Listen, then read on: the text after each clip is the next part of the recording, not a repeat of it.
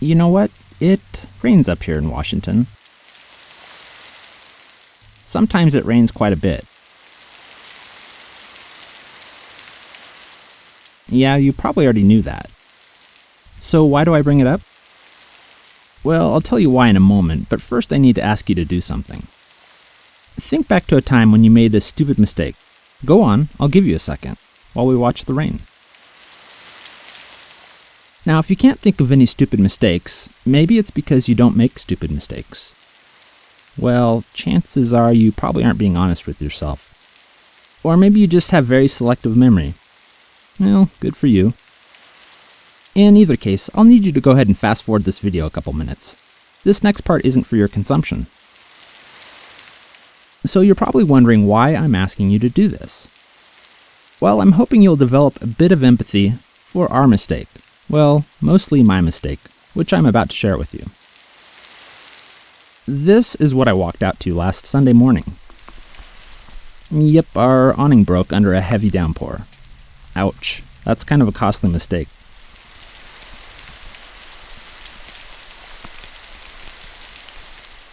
The worst part is I knew better. I noticed the other RVs around us had their awnings at an angle earlier in the week. And I said to myself, you should really angle the awning so it doesn't break during a downpour. Well, there's no excuse. It's all on me. The worst part is we had to spend a big chunk of our weekend pulling it down, which can actually be kind of dangerous if you don't know what you're doing. Yeah, live and learn. Hopefully someone can learn from our mistake.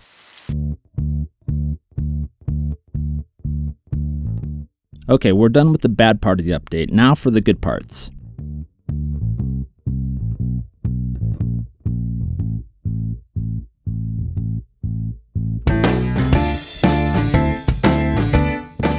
We went back to Seattle last weekend, and this time we drove. Now, traveling by car means you need to cross the Tacoma Narrows Bridge.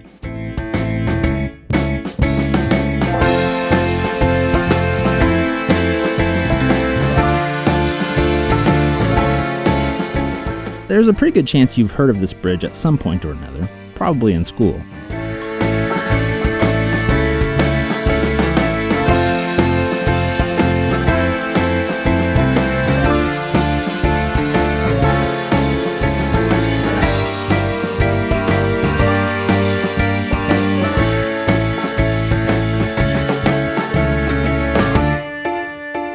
Does this video jog your memory?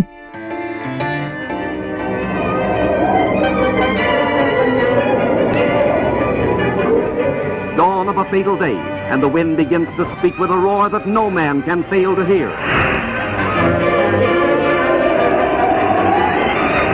In a 40-mile-an-hour gale, the center span weaves like a ribbon in a swinging twist that you wouldn't believe possible unless you could see it as you do now. There's an automobile caught on the heaving roadway. The 11,000-ton center span twists and strains the giant cables that support it. Cables of 6,300 wire strands, each 17 inches thick. Back out of the danger zone, all stricken spectators are driven to safety as the bridge gyrates like a nightmare high above the river, twisting, turning, curling. Face to face with fate, his destiny hanging in the balance. Will he heed the last warning or perish with the doomed structure? No structure of steel and concrete can stand such a strain. Steel girders buckle and giant cables snap like puny threads. There it goes!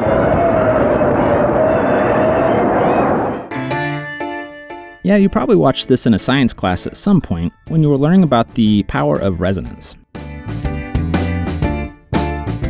Luckily, the design problems that allowed this to happen have been fixed, I imagine. Anyway, the rest of the drive into Seattle was very peaceful. Well, actually, now that I think about it, there may have been a few moments of imperfect harmony.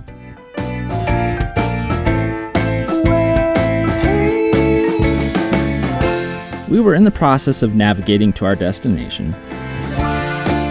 There was some confusion, some voices were raised, and one of us may have said something along the lines of, You can pull the car over right now, and I'll drive the rest of the way. Yeah, pretty passive-aggressive. I won't go into the details, other than to say we're on a bit of a full-time RVing learning curve. There's bound to be a few rough moments. But no worries, apologies were made within minutes, and all was well. If you didn't figure out who made that helpful suggestion, yeah, it was me. Our destination on this trip was to see one of Seattle's top-rated attractions, Chihuly Garden and Glass, a pretty cool art exhibit right next to the Space Needle.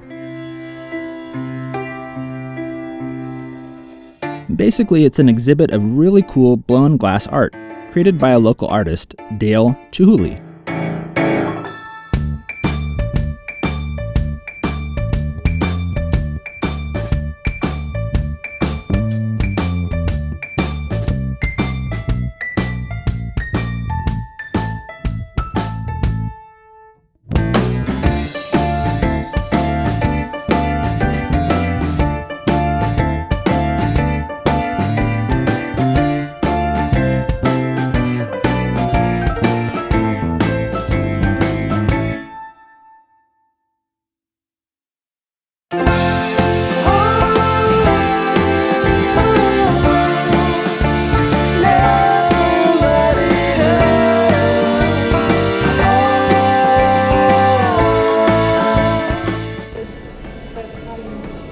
Bubbles, and then as they're put on the ground and they collapse, and that's how it makes the little floats. I don't know if you looked at the bottom of this, but they're like really awesome. So it's just like the deflating bubble as it hardens, and it's so cool. So that one's beautiful too. It's like this one I totally see in Bean Basket.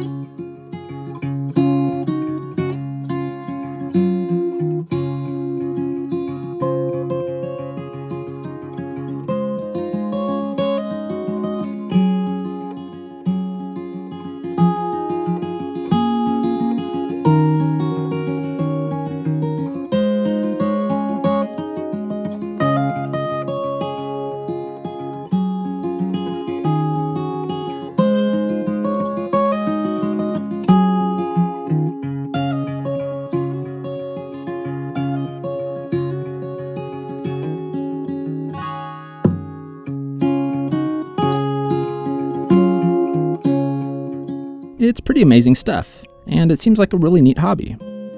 It would be pretty cool to make some of this stuff. I wonder if we could fit a kiln in the RV.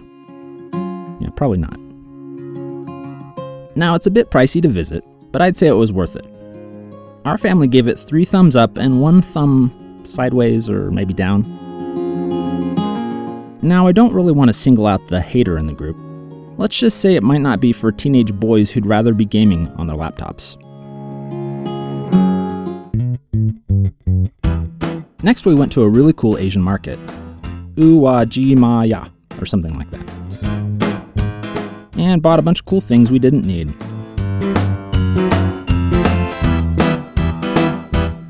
By the way, you may want to steer clear of the green tea flavored Kit Kats. Well, that's my advice anyway. Right next to the market, there was this really interesting Asian soup restaurant. I thought it was really good. A couple of times during the meal, Valley mentioned the fact that we were the only white folks in the restaurant. Not exactly sure what she meant by that. Is that a good thing, like this must be good, authentic food? Or was it some kind of fear of being different or standing out? Well, it probably wasn't fear of danger or harm. Valley knows I'm always packing heat, just in case. Just kidding. Maybe.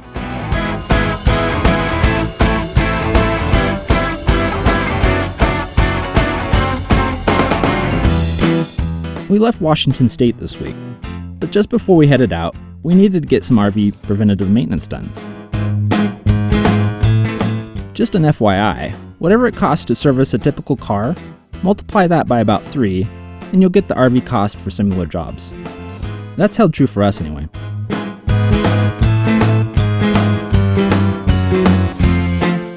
Once the RV was ready to go, we needed to load the Jetta on the dolly.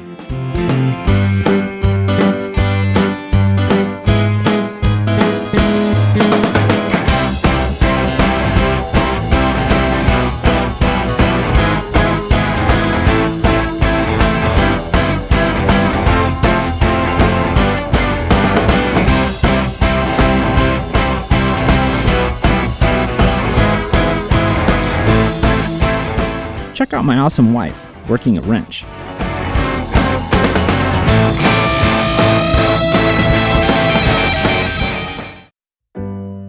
When I started reading up on RVing a while back, one of the things I noticed was a classification of jobs by a lot of bloggers.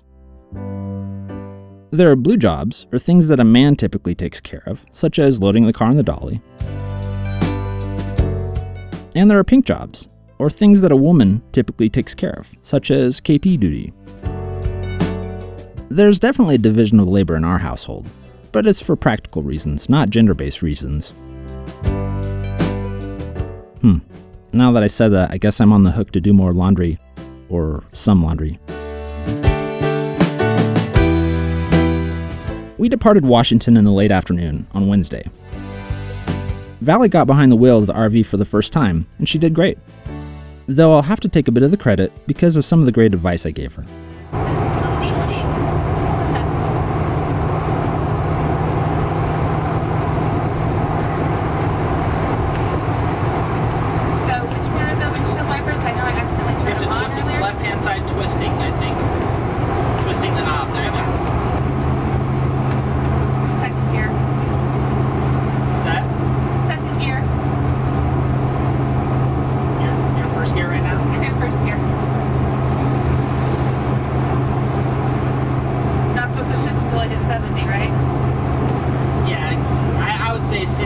We should get it out of first. Okay. Once you get about 85, go into second, rounding into third. Okay. It's good to know.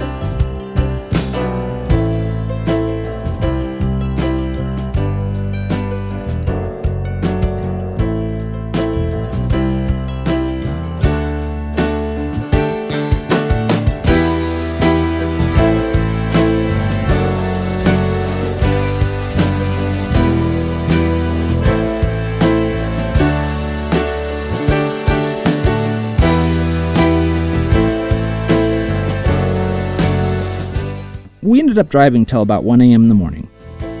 We would have stopped sooner, but several rest areas were full. Luckily, I was never too tired. I just turned on some loud music, and we kept on rolling.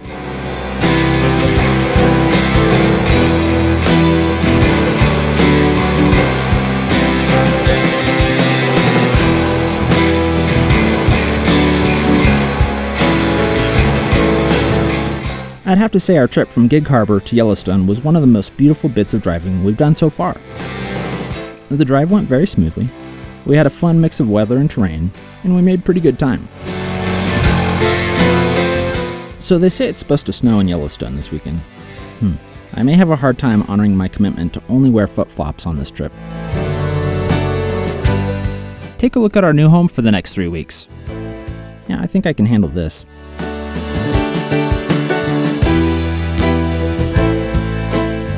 Please join my mailing list so I can let you know when new content is available.